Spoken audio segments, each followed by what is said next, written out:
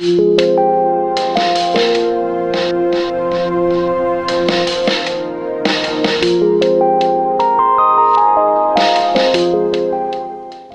células son las unidades de vida más pequeñas de un organismo. Todas las células tienen tres cosas en común, no importa el tipo de células que sean. Todas las células tienen una membrana celular que separa el interior de la célula de su entorno. Tienen un citoplasma, que es un líquido gelatinoso, y tienen un ADN, que constituye el material genético de la célula. Hay dos grandes categorías de células. Tenemos la primera categoría es de las células eucariotas. Ellas tienen organelos que incluyen al núcleo y a otras partes especiales. Las células eucariotas son células más avanzadas y complejas, como aquellas presentes en las plantas y en los animales. La segunda categoría es las células procariotas. Estas carecen de núcleo y membranas rodeando a los organelos. Ellas contienen material genético, pero no está dentro de un núcleo. Las células procariotas son siempre organismos de una célula o unicelulares, como por ejemplo las bacterias. ¿Qué son los organelos? Bueno, un organelo significa pequeño órgano.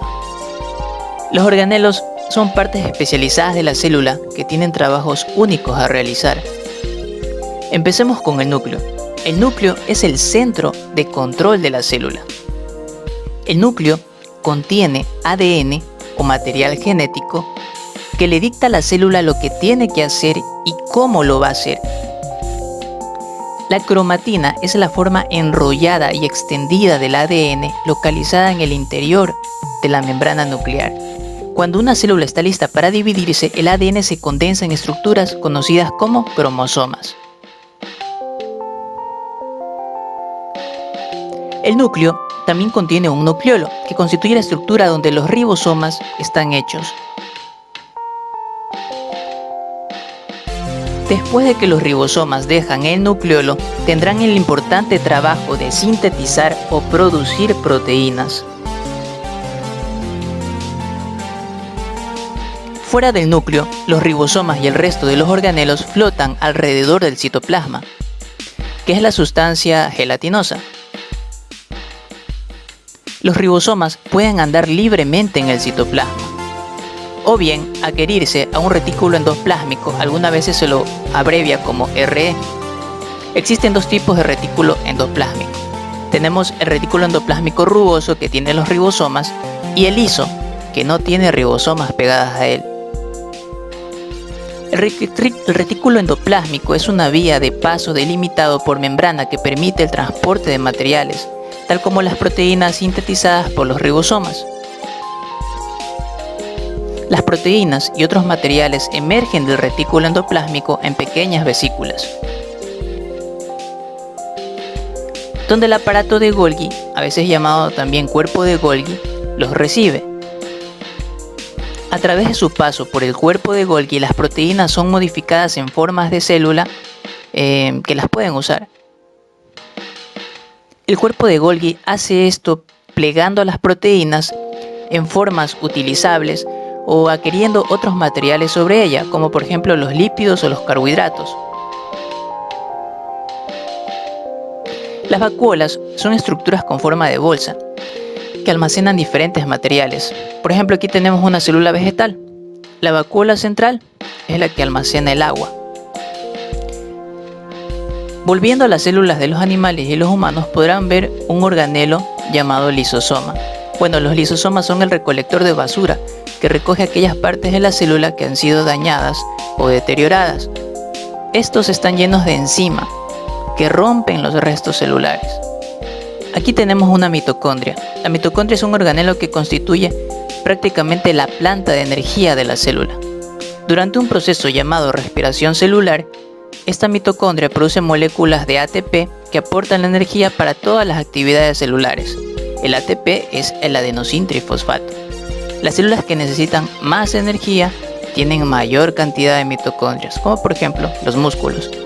Mientras tanto, la célula mantiene su figura mediante un citoesqueleto. Este citoesqueleto incluye microfilamentos filiformes que están hechos de proteínas y microtúbulos que forman tubos delgados y huecos. Algunos organismos, como las plantas, son autótrofos, lo que significa que capturan la luz solar para poder obtener energía. Por ello poseen un organelo llamado cloroplasto. El cloroplasto es donde ocurre lo que es la fotosíntesis. Es verde porque tiene un pigmento verde llamado clorofila. Las células vegetales también tienen una pared celular fuera de sus membranas celulares que le da forma y de esta manera ayuda y protege a la célula. Y las células animales nunca presentan una pared celular. Bueno, hay muchas otras estructuras únicas que solo algunas células tienen. Aquí se presentan algunas, como por ejemplo en los humanos, el tracto respiratorio está revestido de células con cilios.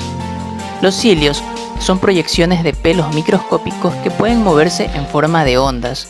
Esta característica permite atrapar partículas inhaladas en el aire y expelerlas a través de la tos. Hay otra característica única, es el flagelo. Por ejemplo, algunas bacterias tienen flagelos.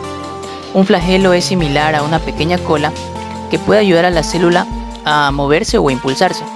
Por ejemplo, la única célula humana que tiene flagelo es el espermatozoide. En resumen, recuerda, las células eucarióticas son células vegetales y animales con un núcleo y organelos delimitados por membranas, mientras que las células procariotas son organismos unicelulares sin estas estructuras. Y todas las células tienen una membrana celular, tienen un citoplasma y tienen un material genético.